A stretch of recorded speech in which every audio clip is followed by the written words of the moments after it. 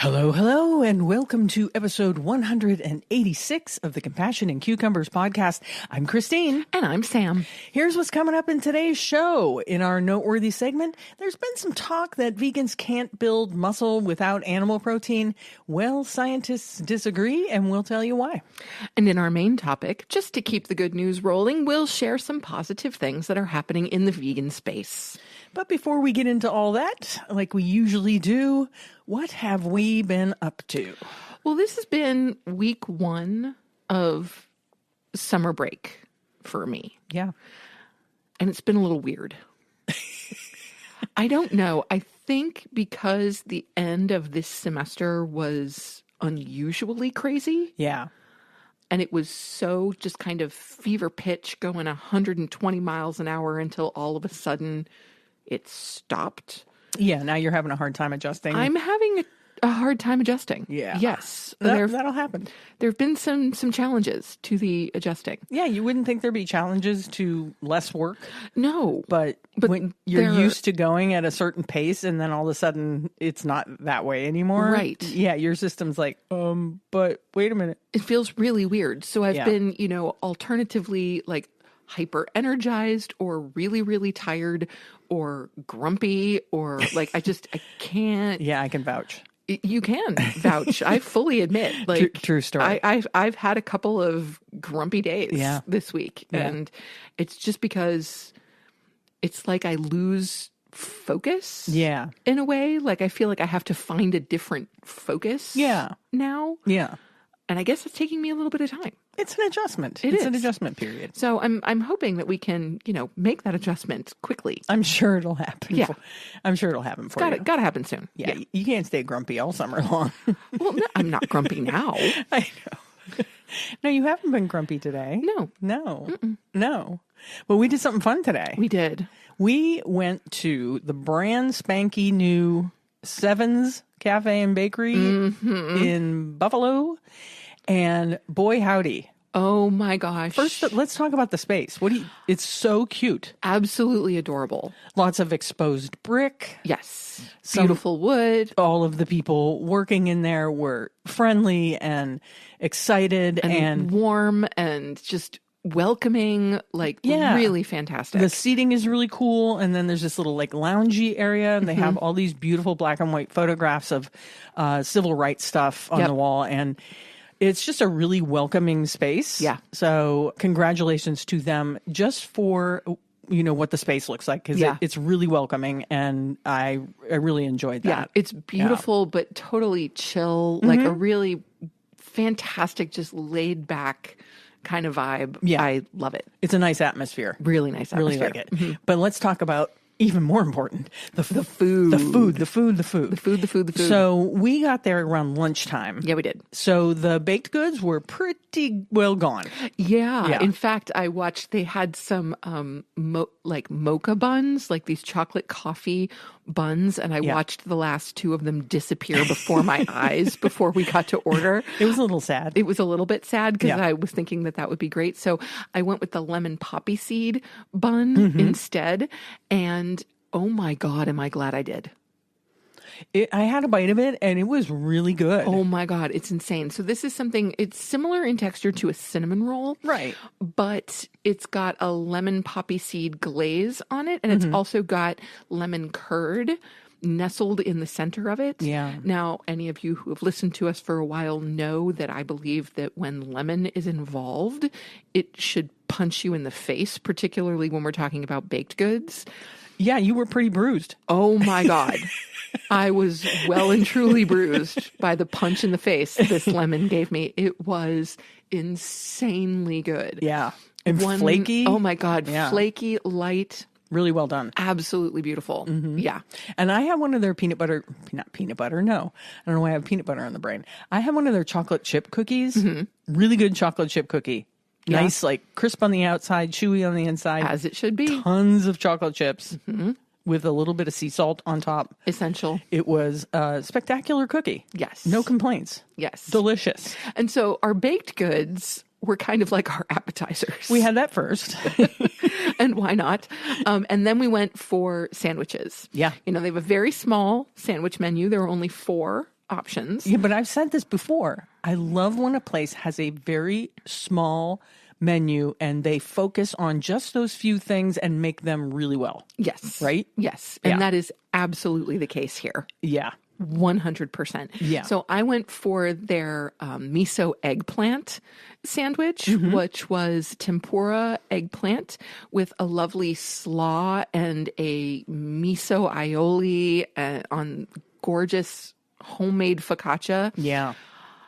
It was spectacular. Yeah, all their sandwiches are on this homemade focaccia bread, and the bread itself, really good. So flavorful. Yeah, really flavorful and soft and just scrummy, you know? And I went for the tofu Caesar, which was like a breaded tofu, and then this wonderful... It was also like a slaw, but it was like yours was like a broccoli slaw. Like a broccoli salad, right, with a Caesar dressing. So very good. Yes, I enjoyed my sandwich thoroughly. Oh, immensely. Yeah. So I mean, honestly, the miso eggplant sandwich has jumped onto my like top 5 sandwich list because it also was a little bit messy, and so. That's saying something. It really is. It's up there with the Mediterranean panini from Upper Crust. It's up there with the Trailblazer from Nice Biscuit. It was just such a beautiful sandwich. Yeah, I think both of our sandwiches were really, really well done. And we had the absolute pleasure of meeting Yaz just as we were leaving. Yeah. And got to talk with her for just a little bit, which was just delightful. And we are so happy that they seem to be doing well at Sevens, even this early on. I believe it's Yaz and Caitlin that own and operate Sevens Cafe and Bakery. And yeah, kudos to them. They're doing it right. Yes. So for any of our Buffalo area listeners, if you haven't yet, oh my gosh, get thee to Sevens. They are fabulous. Yeah, it's really fantastic. Plenty of parking near there, and it was just a breeze to get in and out of there, and it was just an all-around pleasant experience. It was great, and I can't wait. We will definitely be going back. Yeah. Oh, and I forgot. I also got a coffee, which is you did. You got a mocha, right? Tremendously unusual for me, but they did have an iced mocha, which was fantastic. It was absolutely wonderful, and one thing I really appreciated, it came with a straw, and the straw was metal. Yeah, it came in this cute little glass with a little metal straw. Yeah. So fantastic. Love that. Yeah. Yeah. No waste. No waste. Gotta love it. Absolutely beautiful. Yeah. So congratulations to them on their grand opening yesterday, and much success to them in the future. Indeed. Yeah. Then after the lunch we had, we hopped over to the vegan grocery store in North Tonawanda. We certainly did. Which we always do if we're up in that area. And grabbed some sundries. Yep. As they say. Yeah. Just grab some stuff that we can't get around here. Yeah, because we live in BF, Idaho. We do. And so, simple things like just egg folds, we can't get those. Yeah, so we grabbed some of those. We also got some Beyond Breakfast sausage, and we got some vegan buttermilk biscuits. Yeah. So one of these days, one of these mornings, we're going to take some time to attempt to replicate a nice biscuit sandwich. I know. There's no way it's going to be anywhere near what Nice Biscuit is, but just... It'll still be good, but it won't be nice. It will not be Nice Biscuit. No, there's no way to come close. Yeah. And then after the vegan grocery store, we went to Trader Joe's, which is always fun, especially on a holiday weekend. Yep. It was a good time. The aisles were packed and... Yeah, but we picked up some good things. Yeah. I, of course, got raw nuts. Trader Joe's is my favorite place to get raw nuts. It is a good place if you want nuts. Absolutely.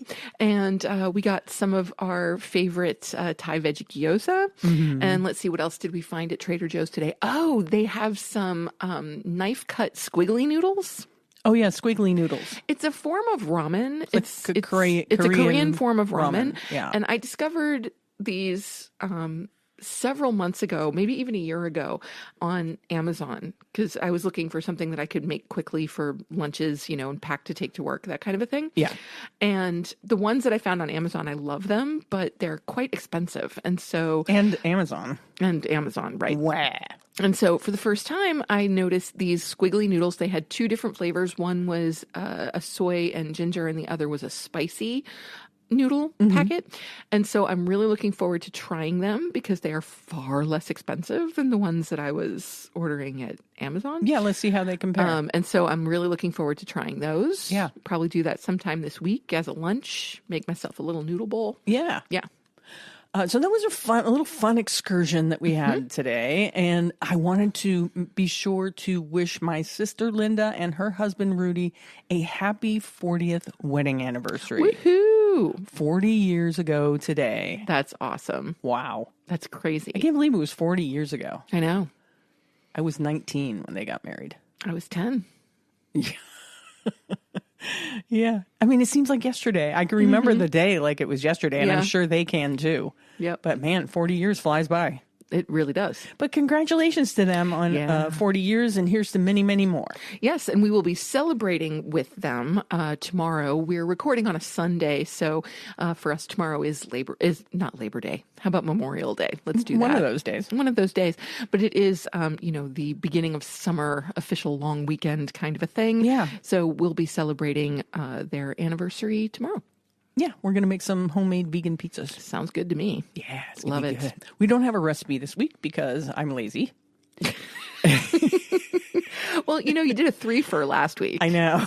I guess I just, I didn't have it in me after all that. I guess. But, this week, I think I'm going to be in charge of the recipe. Okay. All right. Let's hold her to it. Yes, absolutely. Let's hold her to it. Well, while you're editing tomorrow morning, I'll go through the cookbooks and see what I want to do. Pick something out. Yeah.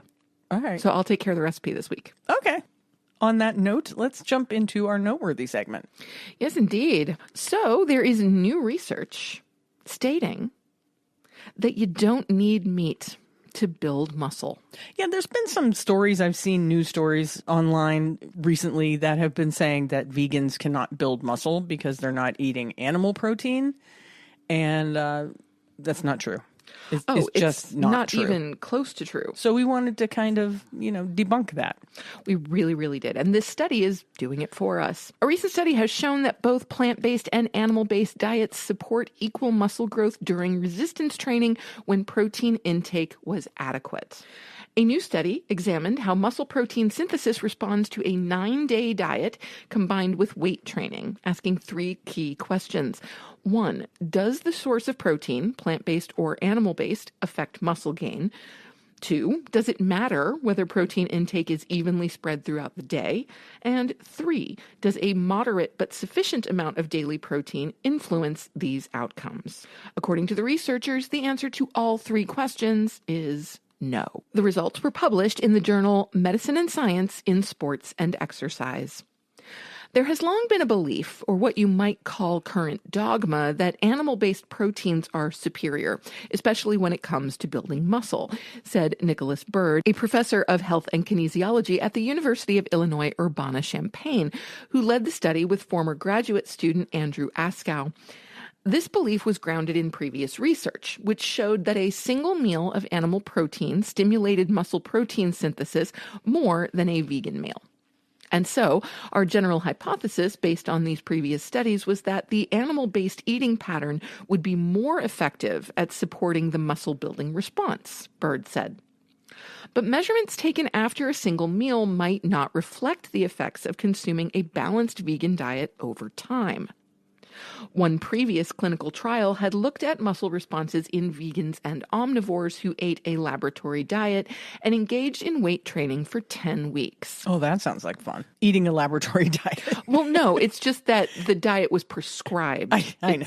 Yeah, that's probably not as unfortunate as it sounds. It just sounds really unappetizing. It does. That study found no significant differences in muscle protein synthesis over time.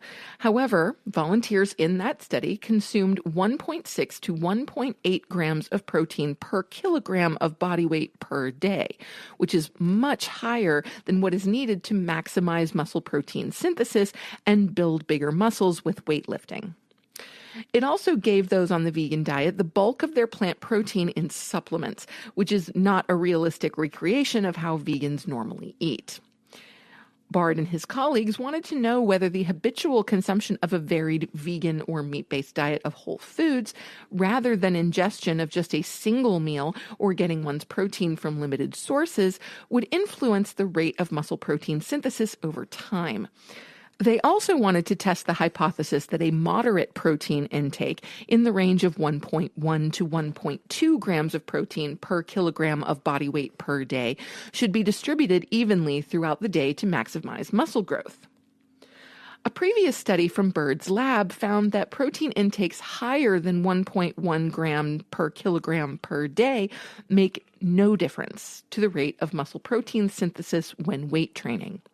This amount of protein also is more in line with a typical American diet, and testing what people normally eat is important. For the new study, the team recruited 40 healthy, physically active 20 to 40-year-old adults. The participants underwent a 7-day habituation diet to standardize their nutritional status prior to the clinical trial. Then they were randomly assigned to either a vegan or omnivorous diet. The research team provided all meals, some of which were eaten in the lab, while most were consumed at home. Roughly 70% of the protein for the omnivorous meals was obtained from animal sources: beef, pork, chicken, dairy, and eggs. The vegan diet balanced the amino acid content of the meals, ensuring that participants consumed complete proteins. The vegan and omnivorous groups were each divided again into those who ate roughly the same amount of protein at each of 3 meals and those whose protein intake varied across 5 meals throughout the day, with a larger proportion of protein consumed towards the end of the day. Yes, it's interesting that they're studying when the protein is being ingested. Yes, yeah, absolutely. All participants engaged in a series of muscle strengthening activities in the lab every 3 days. They also wore accelerometers to keep track of their activity levels when not in the lab. Each day, participants drank heavy water, which was labeled with deuterium, a stable isotope of hydrogen. The deuterium atoms exchanged with hydrogen atoms within amino acids to make them heavy and served as tracers that allowed the team to trace their incorporation into muscle tissue, Bird said. Biopsies of tissue from a leg muscle were taken at the beginning and end of the trial. Bird was initially surprised to see that there were no differences in rates of muscle protein synthesis between those eating vegan or omnivorous diets. He was also surprised to see that protein distribution across the day had no effect on the rate of muscle building, given results from past studies of acute responses to dietary interventions and weight training. It was thought that it was better to get a steady state delivery of nutrients throughout the day, he said. I also thought that if you're getting a lower quality protein in terms of its digestibility and amino acid content, that perhaps distribution would make a difference. And surprisingly, we showed it doesn't matter. Now Bird says if anyone asks him what's the best type of food they should eat for muscle building, he'll tell them it's the kind you put in your mouth after exercise. As long as you're getting sufficient high-quality protein from your food, then it really doesn't make a difference. Right. So we will suggest that you take in vegan forms of protein. Absolutely. Because they're cruelty-free. That's right. And far healthier for you in the long run. They certainly are. Because, of course, with vegan proteins, you avoid a number of things that are basically synonymous with taking in animal proteins. Things like heme iron, things like cholesterol that just don't exist in vegan protein sources. And animal fat. Yep. You don't want that. Nope. You don't need it. And the animals don't want you to eat it either. Nope. I just wanted to debunk that a little bit because I had been seeing tons of stories online saying that vegans could not build muscle. Now, we all know, we've seen the athletes out there. We certainly have. The vegan athletes that prove that wrong just by their existence, right? Yes, absolutely. But this was nice to see a scientific study. That's right. Done. Yeah. That pretty much proved. And we're talking vegan football players, like elite football players and weightlifters and surfers and distance runners and tennis triathletes players. And tennis players. Yeah. And that they're really able to build muscle and maintain muscle on a plant-based diet. So Yes. this is good news. It's fantastic. And that leads us to our main topic.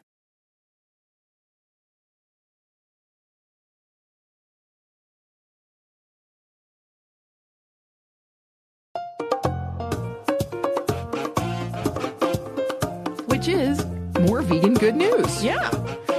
So last week we were kind of on a Last week was kind of... It was a bit of a downer episode, I have to say. Last week was episode Debbie Downer. Yes, it was. And this week is episode Debbie Upper. Okay. All right. For lack of a better term. Yes. So how about some good news, huh? How about some good news? This is coming out of Phoenix, Arizona. McDonald's rival Mr. Charlie's has announced a major expansion with 18 new locations. Mr. Charlie's Told Me So, a plant-based fast food brand known for its mission-driven ethos, has announced a significant expansion into Arizona. The company has secured a multi-million-dollar development agreement to open 18 locations across the state. The expansion marks a major milestone in Mr. Charlie's nationwide franchise rollout and introduces its menu to the Southwest for the first time. We always believed we'd get here. We just knew it would take a village. This isn't a surprise, it's a milestone, said Taylor McKinnon, co-founder of Mr. Charlie's TMS. Expanding into Arizona is personal for me, and taking this life-changing leap alongside Patrick makes it all the more meaningful. It's not just about new stores, it's about the people we meet, the lives we touch, and the kind of future we get to help build together. I'm just really grateful to be here for it. The first Arizona location is set to open in 2025 in Scottsdale, with additional cities to be announced. These new stores will join existing Mr. Charlie's locations in Los Angeles, San Francisco, and Sydney, Australia, offering the same iconic plant-based menu featuring items like the Not a Cheeseburger and the Frowny Meal. I love that so much. The inverse of the McDonald's Happy Meal. I think that's amazing. Their restaurants are a complete spoof of McDonald's. It's great. Bringing Mr. Charlie's to Arizona is more than a business move. It's a mission, said Patrick Lamb, president of capital markets at Access Capital Group. We're not just opening 18 stores. We're planting the seeds of something bigger. These restaurants will be hubs of community, second chances, and delicious food. As an Arizonan, I'm proud to help redefine what fast food looks like in the state, and to do it with a brand that stands for something real. Mr. Charlie's TMS CEO David Schneer emphasized the significance of the expansion, stating, Mr. Charlie's represents a seismic shift in the QSR sector, and Arizona is but the first of many significant development agreements that we'll be announcing soon. Our development philosophy is simple. The right concept in the right locations with the right operator. We know that with Patrick Lamb in Arizona, we achieved our goal of having an outstanding operations partner. Boxing legend Mike Tyson, the chain's co-founder, attended Mr. Charlie's 3-year anniversary event on February 14th in Los Angeles, where he held a meet and greet experience. Mr. Charlie's is all about flipping the script, whether it's on fast food, second chances, or what people expect from plant-based eating, Tyson said in a statement. I've been passionate about plant-based living for years, and bringing Mike's Bites to this launch is the perfect way to celebrate a brand that's all about doing things differently. Yeah, so that's some great news for people of Arizona. And, you know, I foresee in the future, maybe Mr. Charlie's actually going into where they're selling franchise opportunities. Yeah, that could be. So that you could open Mr. Charlie's all over the country. Are you saying that you want to open a Mr. Charlie's? I do not. Okay. But just checking. It would be nice to see them pop up in other places around the country. Oh, absolutely. You know, that, you know, they're not just a West Coast or Southwest kind of a thing. Yeah. Yep. That'd be great. But that is definitely good news. It really is. Especially after hearing about all of the vegan restaurants that are going through it these days. To hear that there is one, even if it's a vegan fast food place, is doing well and is opening 18 stores. Yeah, that's awesome. Yeah. I love that. Yeah, I hope their success continues. I hope that they continue to grow. I do too. Yeah. In other good news, the National Institute of Health is moving away from animal testing. This is fantastic news. Yes, the NIH will now prioritize research that eschews animal testing to push innovation. The National Institutes of Health recently announced that in order to improve the quality of science used in drug development, the agency would favor grant proposals that move away from animal testing. The FDA, which had previously announced a similar change, described the decision as one that would move research towards using a range of approaches, including AI-based computational models of toxicity and cell lines, and organoid toxicity testing in a laboratory setting. Despite the near ubiquity of mouse models in scientific research, other animals, such as beagles and primates, are also used in drug trials that receive funding through NIH grants. Under Director Jay Bhattacharya, the agency believes the decision will usher in a new era of innovation. Some bodies of research have been inconclusive on the efficacy of translating the results of animal models to human diseases, such as Alzheimer's disease and cancer. A statement from the NIH read, "These translational challenges to humans may be due to differences in anatomy, physiology, lifespan, and disease characteristics. While humans and animals may share genes, some studies have shown there could be functional differences between organ and body systems that may result in some translational limitations. Indeed, many notably positive study results are delivered with a caveat that humans are different from mice." To integrate innovative human-based science, the NIH intends to establish an Office of Research Innovation, Validation, and Application within NIH's Office of the Director. The new office will coordinate NIH-wide efforts to develop, validate, and scale the use of non-animal approaches across the agency's biomedical research portfolio, and serve as a hub for interagency coordination and regulatory translation for public health protection, the statement read. And not surprisingly, animal rights advocates are celebrating this decision, right? Absolutely. I know we are. Yes, we are. An astonishing 90 to 95% of drugs that pass animal tests go on to fail in human clinical trials, driving up costs for drugs, harming millions of animals, and delivering too few tangible results for patients in life and death circumstances, wrote Wayne Pacelle, president of Animal Wellness Action. Pacelle lauded both the NIH and FDA decisions, claiming the consequences meant that perhaps in a few years we'll stop using millions of animals for testing. That includes thousands of primates and beagles every year. NIH will also publicly report on research spending annually to measure progress toward reduction of funding for animal studies and an increase in funding for human-based approaches. That's what we like to see. I like to see the money going in the right places. Yeah. Not more money going for animal testing. Yeah. So we are just super happy to see that an organization as large and as pervasive as the NIH is seriously looking at cutting back on their animal testing, on studies that are focused on animal testing. Yeah, it's definitely a step in the right direction. It's a really big step in the right direction. Yeah. And another really good news item that came out that's kind of in that same vein, an animal testing facility recently turned into an animal sanctuary. How fantastic is that? Freedom Fields, a 30-acre property in Nowata, Oklahoma, is the realization of a lifelong dream for animal rights attorney Shannon Keith. The founder of the Beagle Freedom Project spent years dedicated to animal welfare, rescuing and rehoming former lab animals. Now, after buying a private testing facility that previously worked with pharmaceutical and pesticide companies, she's converting it into a rehab center and sanctuary, providing freedom for animals that had spent much of their lives in cages. Good news. Yes. And there is a video in this article. Yeah, we can link to that video. We're going to link to that video. Yep. So you can see how she is providing safety and freedom to former lab animals. I mean, what better purpose could an old lab be put to? Yeah.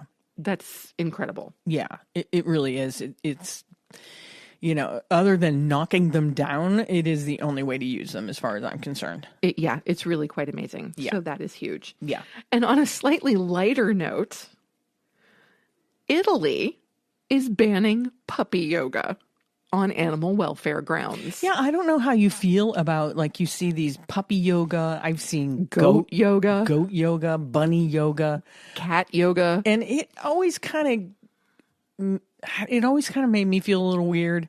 It always felt a little bit like animal exploitation. You don't need animals in the room when you're doing yoga. They're really not helping yogic practice in any way. They really, to me, are just a draw to get people into the classes. Yeah. So in my opinion, it does fall under exploitation. Yes. Now, to be fair, as a person who has stopped practicing yoga at home because cats, Right. because I inevitably wound up with a cat somewhere. They do like to get involved. On the mat or on me at some point. Yeah. While it's adorable and fantastic, and I love it when it happens, and it's always good for a laugh. Yeah. It's not conducive to yogic practice. Yeah. In this article, there is a picture of a puppy yoga class going on, and the caption says, animal rights activists have warned that puppy yoga can be detrimental to the dog's well-being. Italy's Ministry of Health has banned puppy yoga classes, saying only adult dogs should take part in order to protect the health of animals as well as the safety of attendees. So it seems like they're allowing adult dog yoga classes, which makes no sense to me.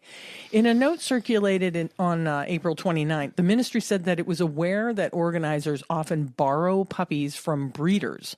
But because puppy yoga improves well-being, it should be considered as a kind of animal-assisted therapy, which by law can only be carried out by fully grown animals. So they're actually citing laws for existing laws for working animals, right? Yes.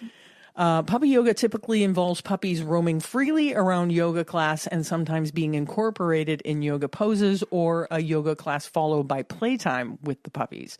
The ministry asked regional authorities to carry out checks to ensure puppy yoga classes do not take place. I don't know how good they're going to be about that, but in a statement, Italy's National Board for Animal Protection welcomed the decision. It quoted dog expert Giussi D'Angelo as saying that puppy yoga was a, quote, physically and mentally stressful experience for the animals. She also said that attendees risk getting carried away and adopting the animals. I don't necessarily see that in and of itself as a negative. Not at all. I mean, especially... I don't know about the getting carried away thing. Right. That sounds a little odd to me. Yeah. And if the dogs were coming from shelters, yeah, that would be one thing, as opposed to breeders, right? Then I could see that as being a positive outcome, sure, of these kinds of events. Sure, come to a doggy yoga class and see these wonderful dogs that we have up for adoption, right? I think that could be a really interesting way to get people to interact. Yeah, I suppose that's with animals in need. That's a whole other ballgame. But since it seems that in these cases the puppies are being borrowed from breeders, yeah, that for me is problematic. Yeah, so Miss D'Angelo goes on to say people are overtaken by a wave of emotion after experiencing sensations of well-being from the close proximity to the puppies. This can lead them to make a decision without really thinking through the implications and consequences. And that does make sense. Yeah, so she's saying people might be adopting these animals and then later having regrets and maybe getting rid of the animal or bringing the animals back. Right, possibly finding themselves unable to care for the dog in a way that is appropriate and healthy for them. Yeah, she also warned that the puppies used in the yoga classes are often not transported in a safe manner, and organizers sometimes do not give them enough water to drink. Oh, big problem there. That's a huge problem. That's huge. This type of activity is detrimental to the dog's well-being and only brings financial advantages to those who run the classes, Miss D'Angelo said.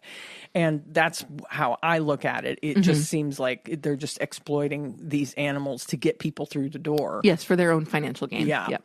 So last July, the UK's Royal Society for the Prevention of Cruelty to Animals urged people to consider alternative activities to puppy yoga. While organizers claim the puppies enjoy the socializing involved in the the ancient Indian art, there is nothing in the environment which we would consider to be beneficial to these animals. Puppy yoga classes are popular across Europe and the US. Other variations include kitten yoga, rabbit yoga, or even in some cases, goat yoga. Yes. Like we were talking about. Yeah. So we would recommend that, if there is a kitten yoga, puppy yoga, rabbit yoga, goat yoga class popping up in your immediate area, resist the urge.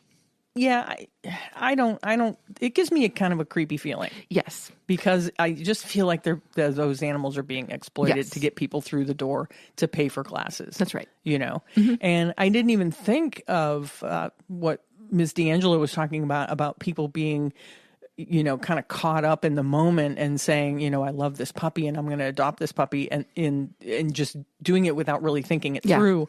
And then, later maybe having regrets or it's not a good fit for them. Yes. So I didn't even think of that. I didn't even consider that. Because taking on any companion animal is, of course, a big responsibility. Yeah. And when we're talking about a dog and particularly a puppy, it's even more so. I mean, we have 4 companion animals and they're all felines and they are easier to care for than dogs. They don't require as much attention. They are relatively independent. As long as they have food and water, they're fine. Yeah, I mean, we do have some that require more attention than others. Well, but, this is true. and I'm sure everybody's had that experience with a companion animal. Some do require more human interaction than others, and some do demand your attention more than others. But yeah, it's a big responsibility, Yeah. You're caring for this non-human animal for the rest of their lives. That's right. And you have to make sure that you are ready, willing, and able to do it in the best possible way for them. Yeah. Not necessarily the best possible way for you. Yeah, and to bear in mind that there's also a financial responsibility where that's involved, as far as vet and if they get sick or eat something they're not supposed to and all that jazz. Yep. So which will happen because they're animals. Yeah, because things happen. Yeah. Yeah. We're watching one of our I have companion one animals sitting next to me right now. And he is the one who demands the most attention of our small herd. It's Chirpy. He's Chirpy. Yeah. He's a sweet boy. Yes, he is. So those are just a few good news stories in the vegan space that we came across, and I thought we could all use a little bit of good news. Good news is always good. That's why they call it good news. Right? Let's move on to our assignment restaurant SOS.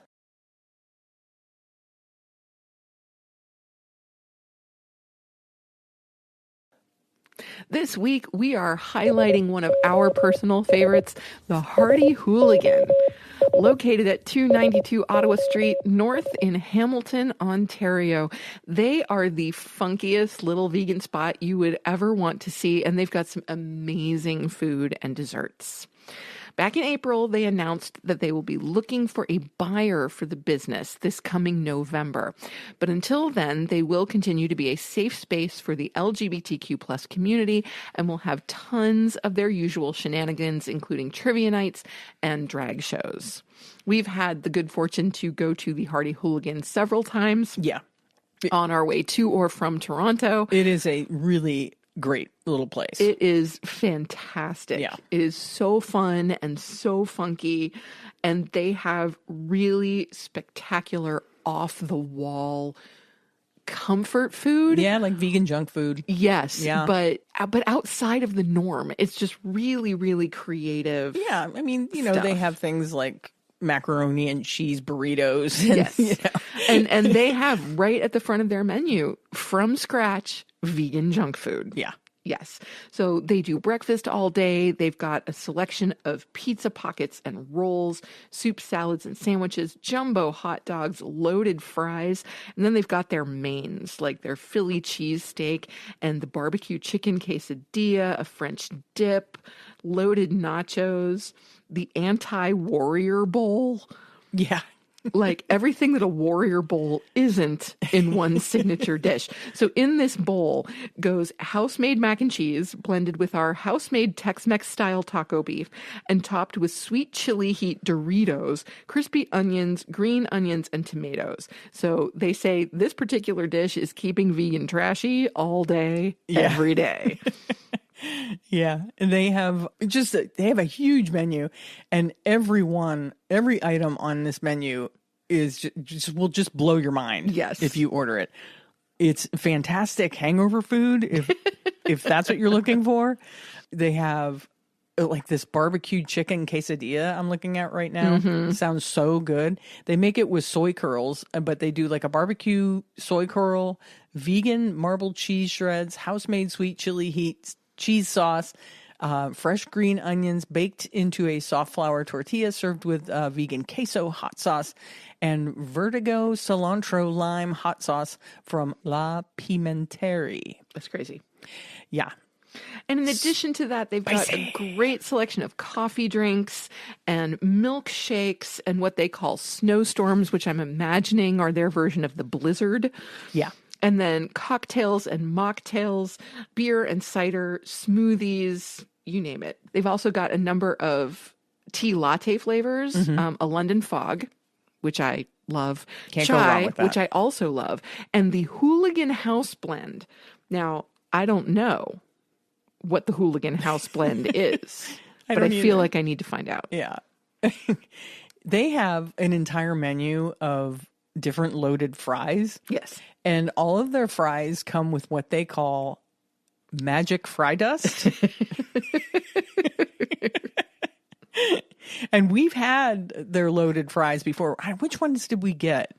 Did we get the pickle fries? We got the dill pickle loaded fries. Dill pickle loaded fries topped with sauteed onion, melty vegan cheese, and house-made creamy dill sauce and shredded dill pickles on top of this giant plate of French fries. Ridiculous. They're all ridiculously delicious. Yeah. And like decadent. Mm-hmm. So if you have never been, or even if you have been to the Hardy Hooligan in Hamilton, Ontario, be sure to get up there before November. Before November, because if they don't find a buyer, they will unfortunately have to close. And I think it's really just a case that the owners have been at it for so long that they're burnt out and they're looking to take their lives in another direction.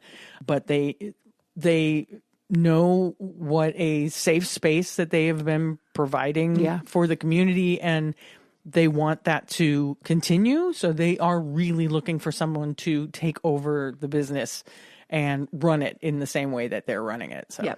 And they're not just a restaurant. They're also a really fantastic bakery. Yeah. Every day they have a huge case full of fresh baked goods. They do incredible cupcakes. One of the things I love about Hardy Hooligan cupcakes is that they're a reasonable size. Yeah, they're just normal cupcake size. Normal cupcakes, like, 2-3 bite cupcake, which is really wonderful because sometimes cupcakes are just too big. They're just huge. Yeah, the cupcake thing has got a little bit out of control. A little bit. They're like, the size of a small cake, and they have maybe 2 to 3 pounds of frosting on top. Yes. So they do cupcakes and cookies and bars, and it's really wonderful. They also do made to order cookies and custom cakes, including cookie sandwich pies. Awesome things. Yeah, lots of great baked goods. Lots of really, really wonderful things. If you've recently supported the Hardy Hooligan, please send us a recent photo of your meal. Let us know what you had, and we'll enter you in to win a gift card for there at the Hardy Hooligan. Indeed, we will. Yeah, you can email that to us at compassionandcucumbers@gmail.com. It's time for our favorite portion of the show. Must be listener shout-out time. It's listener shout-out. This week's listener shout-out goes to LBB. Just want to give a shout-out to all my fans watching. Yeah, LBB is a vegan nurse, a mom, minding her own business, drinking water from a glass jar, not indoctrinating children into carnism, and because it's ruining our effing planet. That's right. It's what it says on their YouTube. Indeed. So thank you so much for subscribing, LBB. And please send us an email with your t-shirt size and address so we can send you a Compassion and Cucumbers swag bag. And thank you for your support. You can text us using the link in our show notes or email us at compassionandcucumbers@gmail.com or simply DM us on Instagram or Facebook. And for the rest of you out there, if you want a listener shout out, please email, text, or DM us. Let us know what you think of the show and tell us a little bit about yourself. You can also always nominate someone else for a shout out. I guess it's time to wrap this baby up. But before we go, please don't forget and always remember to subscribe to the show on your favorite podcast app and subscribe to our YouTube like LBB. You can share the show with a friend or a family member that you think would enjoy what we're talking about so we can reach more great people like you. If you want to get news about the show, you can do that by subscribing to our weekly newsletter at our website, which is compassionandcucumbers.com. And with that, it's time to sign off. You have just listened to episode 186 of the Compassion and Cucumbers podcast, and there's nothing left to say but where cukes and compassion are always the fashion on the podcast. Thanks, James. Have a great week, everyone. We'll talk to you next Tuesday. We love you. We really do, from the bottom of our little hearts. Bye-bye.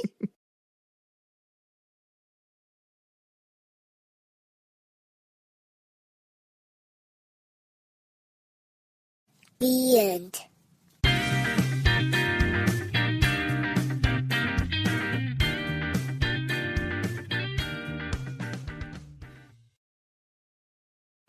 If you'd like to support the Compassion and Cucumbers podcast, well, you can do that by hopping on over to our Patreon page and becoming a patron. We have all the recipes from our vegan kitchen series up there, and we'll be adding some patron-only episodes in the near future. So thank you for supporting us at whatever level that you choose, and thank you again for listening to Compassion and Cucumbers podcast.